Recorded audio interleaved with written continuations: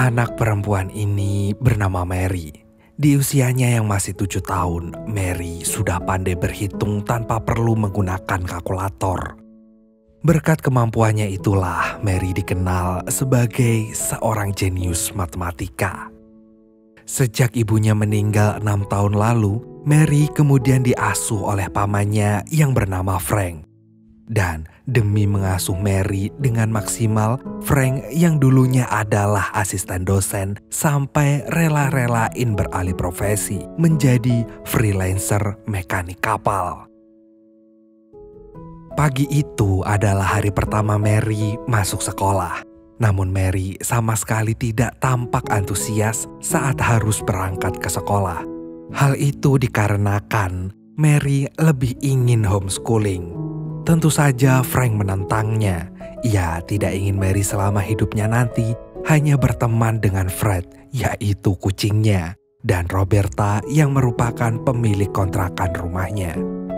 Bagi Frank, sekolah tidak hanya menambah pengetahuan saja, tetapi Mary juga bisa. Gonna meet kids today you can borrow money from the rest of your life.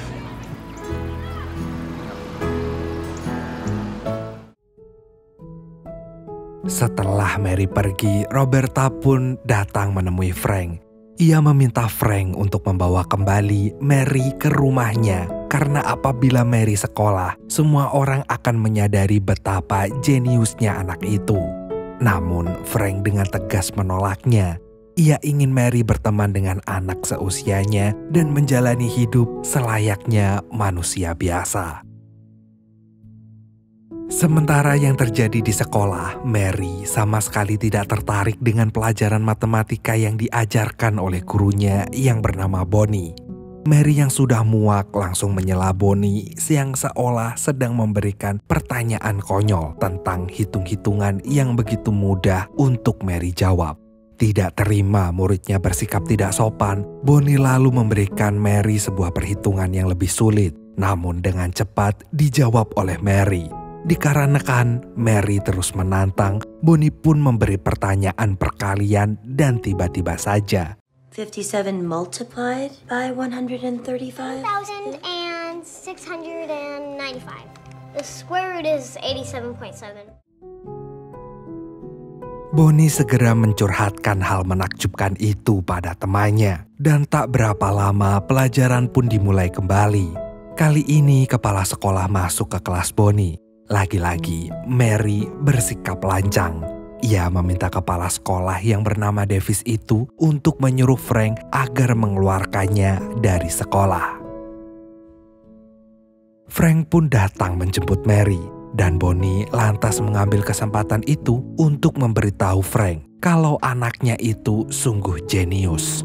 Frank yang sudah tahu bersikap seolah-olah itu hanyalah kebetulan. Karena selama ini Frank mengajarkan berhitung cepat dengan metode Trach-Tenberg yang dikembangkan oleh Nazi. Bonnie yang penasaran tentang metode itu segera mencarinya di internet dan ternyata omongan Frank tentang metode Trach-Tenberg bukanlah isapan jempol. Ya, untuk tahu pasti gimana metode perhitungannya, maaf nih ya guys. Mimin bener-bener gak paham. Kalau kalian penasaran mungkin bisa ngelakuin hal yang sama kayak Mbak Bonnie ini. Sepulangnya dari sekolah, Mary sengaja menemani Frank bekerja. Ia merasa bersalah atas ulahnya yang telah mengacaukan hari pertamanya sekolah. Bukannya menuruti nasihat sang paman untuk bersikap sewajarnya saja, Mary malah kelihatan paling mencolok. Mary kemudian meminta maaf pada Frank dan sebagai permohonan maafnya, Mary bersedia ikut berlayar dengan kapal yang akan diuji coba oleh pamannya itu.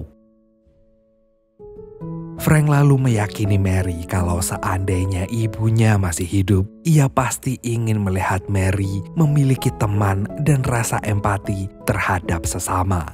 Frank juga menambahkan kalau orang-oranglah yang bodoh karena tidak mau berteman dengan Mary. Esoknya Bonnie mengadakan ujian matematika dan tentu saja Mary bisa mengerjakannya dalam sekejap mata. Bonnie yang sudah menduganya buru-buru memberikan Mary sebuah soal lagi. di mana soal itu tidak mungkin bisa dikerjakan oleh anak SD kelas 1. Bonnie terpaksa melakukannya karena ingin membuktikan bahwa kejeniusan Mary waktu itu bukanlah sebuah kebetulan. Dan benar saja, Mary berhasil mengerjakan semua soal itu dengan sempurna. Bonnie yang kian penasaran dengan Mary kembali mencari tahu asal-usul muridnya itu di internet. Sampai penelusurannya berakhir pada artikel yang memuat berita tentang Diane yang merupakan seorang ahli matematika yang ternyata itu adalah ibunya Mary.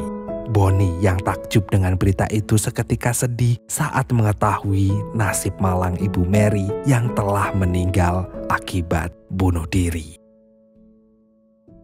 Dari artikel itu juga, Bonnie jadi tahu kalau sebenarnya Frank bukanlah ayahnya Mary, melainkan pamannya. Malamnya, Bonnie menemui Frank di tempat tongkrongannya untuk mencari tahu apa yang sebenarnya terjadi.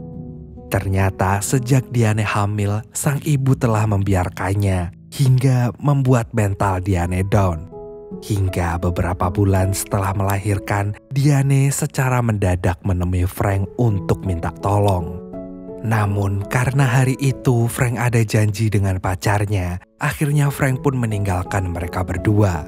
Lalu saat Frank pulang, Diane sudah meregang nyawa. Dan hari itu menjadi hari penyesalan Frank seumur hidupnya. Di hari berikutnya, Mary yang terkagum-kagum dengan hasil prakarya teman sekelasnya yang bernama Justin tiba-tiba berubah menjadi berang saat melihat Justin dijegal oleh kakak kelasnya, hingga membuat prakaryanya hancur lebur. Mary yang kesal sampai ke ubun-ubun pun langsung.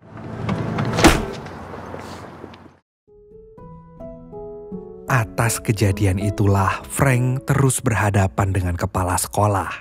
Rupanya Mary terancam dikeluarkan dari sekolah. Namun mengingat Mary adalah anak jenius, kepala sekolah malah menawarkan agar Mary bersekolah di tempat yang selevel dengan kemampuannya. Sayangnya Frank bersikeras menolaknya. Ia meminta pihak sekolah untuk menutup mata dengan fakta itu dan Frank sama sekali tidak keberatan kalau Mary dibuat bodoh oleh sekolahnya, asalkan keponakannya itu menjadi manusia yang lebih baik. Lagi pula, Frank sama sekali tidak kecewa dengan tindakan Mary. Ia justru bangga karena Mary berhasil menolong temannya yang tertindas. Mary kemudian mengakui kesalahannya. Ia tidak ingin teman sekelasnya jadi takut pada dirinya. Dan dengan setulus hatinya pula, Mary pun memuji prakarya Justin. Sepulang sekolah, Mary dan Frank kedatangan seorang tamu yang tak lain adalah neneknya yang bernama Evelyn. Mary yang baru pertama kali melihat neneknya itu kaget bukan main. Rasanya masih seperti mimpi. Apalagi saat sang nenek menghadiahkan MacBook mahal. Ketika sang nenek menyadari kalau cucunya itu mewarisi kejeniusan anaknya, Frank secara halus mengusir Evelyn. Ketika mengantarkan ibunya ke depan, Frank mengetahui kalau kedatangan ibunya yang seperti tahu bulat ini adalah ulah kepala sekolah. Frank yang sudah lelah dengan semuanya memilih tak meladeni ibunya yang terus memarahinya karena membiarkan cucunya hidup di tempat yang tidak layak. Besoknya Evelyn dan Frank bertemu kembali. Tanpa banyak basa-basi, Evelyn ingin mengambil hak asuh Mary dikarenakan lingkungan Mary saat ini tidak baik untuk pertumbuhan dan perkembangan cucunya yang super duper jenius itu. Frank yang tidak sependapat dengan lantang menolaknya mentah-mentah. Frank tahu kalau ibunya itu hanya ingin menjadikan Mary seperti Diane yang tiada hari tanpa matematika. Lagi pula masih terekam jelas di ingatan Frank bagaimana Evelyn mencampakkan Danny saat Danny tak kunjung memecahkan sebuah soal matematika. Dan Frank tidak mau hal yang sama menimpa keponakan kecilnya itu. Frank hanya ingin Mary hidup normal. Karena Frank bersikeras gak mau memberikan hak asuh, Evelyn kemudian membawa masalah itu ke ranah hukum. Frank kemudian merasa terancam dengan keputusan Evelyn. Sepanjang hari itu ia merasa sangat gusar. Belum lagi melihat Mary tidak henti-hentinya belajar matematika. Frank lalu mengajak Mary keluar mencari udara segar. Ia mengingatkan pada Mary bahwa apapun yang terjadi saat ini, pada akhirnya mereka akan kembali bersama-sama lagi. Hari itu adalah hari persidangan pertama. Dan belum apa-apa, Frank sudah kesal atas tuduhan kalau dirinya lah yang mengambil hak asuh Mary secara ilegal. Dengan spontan, pengacara Frank memberikan pembelaan kalau itu semua adalah wasiat dari mendiang Diane. Sidang hari itu pun berakhir dengan Evelyn yang meminta izin pada hakim agar bisa memberikannya waktu untuk bertemu cucunya. Di malam minggu, Mary pun bersenang-senang dengan Roberta. Karena setiap Sabtu dan Minggu, Frank selalu menitipkan Mary pada Roberta. Karena sebagai anak muda, Frank juga ingin menikmati kehidupannya. Seperti biasa, Frank pergi melampiaskan masalahnya dengan minum-minum. Selang beberapa menit, Bonnie datang dan menjelaskan kalau dia sama sekali tidak tahu kalau kepala sekolah telah menghubungi Evelyn. Franknya sudah tahu pun gak mempermasalahkannya sama sekali. Ia malah meminta Bonnie untuk menemaninya minum-minum hingga akhirnya mereka menghabiskan malam bersama. Paginya, Mary yang menginap di rumah Roberta seketika pulang ke rumah Frank untuk mencari DVD. Namun tiba-tiba saja, Oh my God! Good morning, Miss Stevenson. Karena malu atas kejadian barusan, Bonnie lantas bergegas pulang. Setelahnya, Frank marah pada Mary yang melanggar kesepakatan mereka berdua. Frank lalu menyalahkan Mary yang sudah membuatnya malu dan selalu merepotkannya. Frank yang sadar kalau perkataannya itu menyakitkan, segera meminta maaf pada Mary. Dan tidak butuh waktu lama, mereka kemudian baikan. Keesokan harinya, Mary dijemput neneknya karena pengadilan sudah mengizinkan Evelyn untuk menghabiskan waktu bersama Mary selama 2 hari.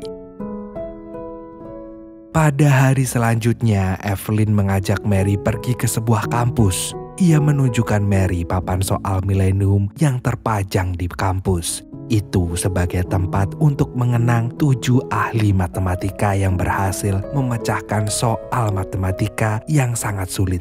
Evelyn mengatakan kalau seharusnya ibunya Mary juga ada di sana, bahkan bisa meraih Nobel. Tetapi sayangnya, Diane lebih dulu tiada sebelum berhasil memecahkan soal yang bernama Navier-Stokes. Sumpah ya guys, Mimin ini sama sekali gak tahu itu soal bentuknya kayak gimana. Soalnya seorang jenius pun gak paham, apalagi Mimin ya kan. Selanjutnya, Evelyn meminta Mary mengerjakan soal yang sudah dipersiapkan oleh teman Evelyn yang ternyata sesama ilmuwan matematika. Sayangnya, Evelyn harus menanggung malu karena cucu yang dia bangga-banggakan tidak bisa menjawab soal tersebut. Namun saat Mary menjelaskan bahwa soal itu salah, sang nenek pun langsung,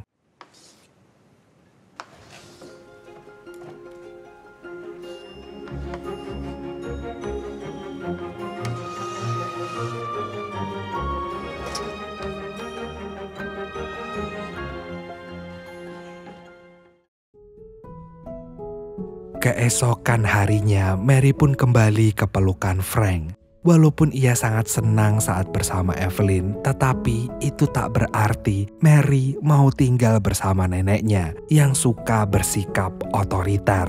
Frank yang mendengarnya seketika berjanji tidak akan meninggalkan Mary dan akan selalu bersamanya selamanya. Mary kemudian bertemu dengan seorang psikolog anak yang bernama Pat. Perempuan itu terus menanyai berbagai hal, mulai dari siapa temannya Mary sampai apa saja kegiatan yang biasa Mary lakukan. Selesai menjawab semua pertanyaan itu, Mary memuji sikap pamannya yang sangat baik karena telah menginginkannya jauh sebelum mengetahui betapa jeniusnya seorang Mary. Singkat cerita, sidang kedua pun dimulai. Kali ini Evelyn menghadirkan seorang saksi yang merupakan ayah kandung dari Mary. Ia mengaku kalau selama ini sudah mencari Mary kemana-mana, tapi semua itu hanyalah bualan karena nama Mary bisa ditemukan dengan mudah di internet. Rupanya ia sengaja datang ke persidangan karena telah dibayar oleh Evelyn. Ya, wanita itu ingin menjual nama ayah kandung Mary demi memenangkan hak asuh cucunya. Mary begitu terpukul saat mendapati kenyataan jika ayahnya sama sekali tidak menginginkannya. Mary merasa kehadirannya di dunia ini sama sekali tidak diharapkan oleh siapapun, terutama ayah kandungnya sendiri. Kenyataan itu benar-benar membuat perasaan Mary tercabik-cabik hingga membuatnya tidak berhenti mengeluarkan air mata. Frank yang tidak sampai hati melihatnya segera membawa Mary ke suatu tempat. Mary bingung saat di rumah sakit. Frank hanya memintanya menunggu dan setelah sekian lama, ternyata It's a boy.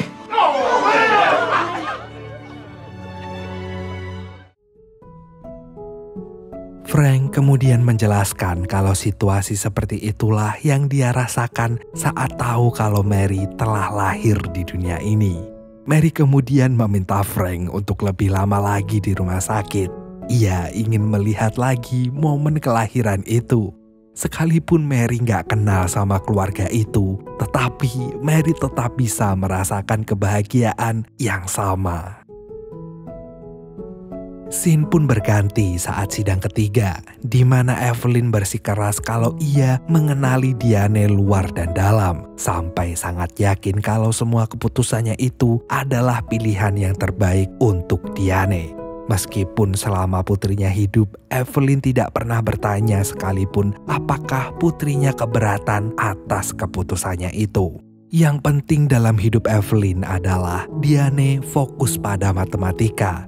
Sebab kalau Diane sampai kehilangan fokusnya, Evelyn dengan cepat akan menyingkirkan siapapun dan apapun yang menghalangi rencananya untuk menjadikan putrinya itu sebagai seorang ilmuwan matematika.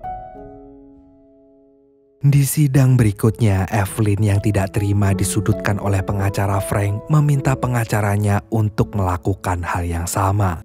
Ia meminta pengacaranya untuk mencerca Frank yang sekarang kerja serabutan hingga membuat Mary mendapatkan hidup dan pendidikan yang tidak layak. Bagi Frank, punya kehidupan layaknya anak kecil biasa merupakan impian yang ia dambakan untuk Mary. Walaupun satu dunia menyerangnya untuk melepaskan hak asuh Mary, Frank akan tetap berdiri teguh dengan pilihannya untuk selalu menjaga dan merawat Mary sampai kapanpun.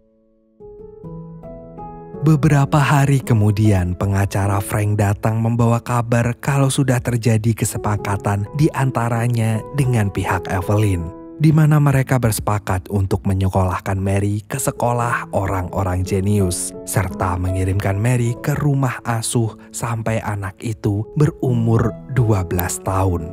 Dan setelah itu, Mary bisa bebas menentukan pilihannya sendiri, ingin tinggal bersama siapa. Frank tidak serta-merta menerimanya, karena itu sama saja dia mengingkari janjinya dengan Mary. Namun apabila Frank sampai menolak, Evelyn yang berduit bisa membuat hakim berpihak padanya. Frank kemudian datang ke rumah orang tua yang akan mengadopsi Mary. Pasangan suami istri itu mencoba meyakinkan Frank bahwa Mary jatuh di tangan yang tepat. Dan keesokan harinya sidang pun berakhir dengan mengambil jalan tengah itu. Tak berselang lama, Frank pun harus rela melepaskan Mary pergi ke rumah orang tua asuhnya. Tentu saja itu membuat Mary marah karena Frank tidak bisa memenuhi janjinya. Lalu ketika Frank akan pergi, No! Sweetheart, you know what? Hey, No! I know.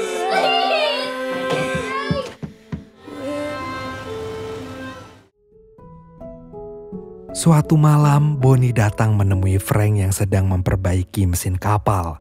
Frank lantas menumpahkan segala perasaannya yang dulu pernah berencana menitipkan Mary ke tempat pelayanan anak saat Diane meninggalkannya seorang diri.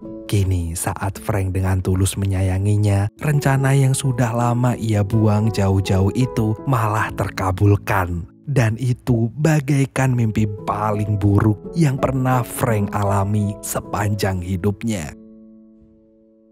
Keesokan harinya, Frank datang mengunjungi Mary. Namun, sejak Frank ingkar janji, Mary tidak sudi lagi bertemu dengan Frank.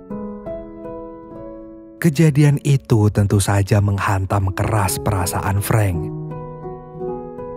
Sementara yang terjadi di sekolah, Bonnie tidak sengaja menemukan Fred, kucing kesayangan Mary, ada di daftar hewan yang siap diadopsi. Bonnie lalu memberitahukannya ke Frank.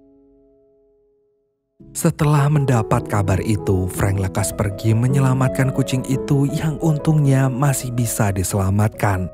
Frank sudah menduga kalau semua ini adalah kerjaan Evelyn yang memiliki alergi terhadap kucing. Tanpa berlama-lama, Frank langsung membawanya pulang. Setelah berhasil membawa kucingnya, Frank kemudian pergi ke rumah orang tua asuh Mary dengan penuh amarah. Ternyata benar, Evelyn telah menyabotase semuanya. Mary yang melihat kedatangan Frank langsung pergi melarikan diri. Demi menyelamatkan Mary dari obsesinya Evelyn, Frank akhirnya menyerahkan apa yang selama ini ibunya cari. Frank mengatakan kalau Diane selama ini sudah memenuhi semua keinginan ibunya tanpa membantah sedikit pun, termasuk memecahkan soal matematika yang rumit itu. Diane sengaja tidak mempublikasikannya sebelum ibunya tiada. Evelyn seketika syok saat mengetahui fakta sebenarnya.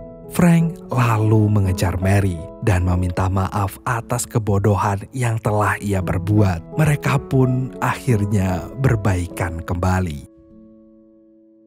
Setelah Frank pergi, Evelyn lantas merasa bersalah melihat betapa kerasnya perjuangan Diane selama menyelesaikan soal itu. Evelyn yang ragu akhirnya memutuskan untuk mempublikasikan keberhasilan Diane tersebut. Beberapa waktu kemudian, Mary yang masih berusia 7 tahun terlihat sedang menempuh pendidikan di bangku perkuliahan.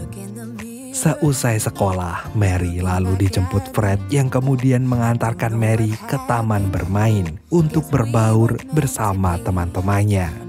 Frank melakukan itu agar Mary yang jenius tetap bisa merasakan masa kecil yang bahagia bersama teman-teman seusianya.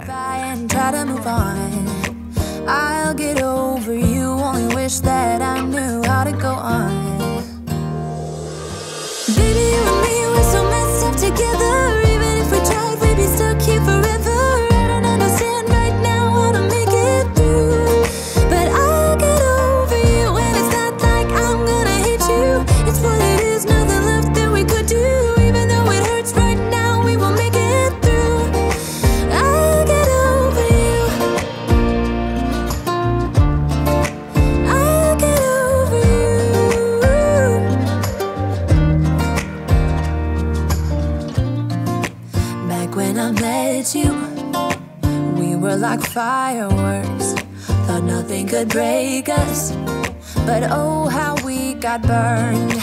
Look at us now, we scream, we fight, and no one knows the reason. We're both getting out of line. Now say goodbye and try to move on. I'll get over you, only wish that I knew how to go on.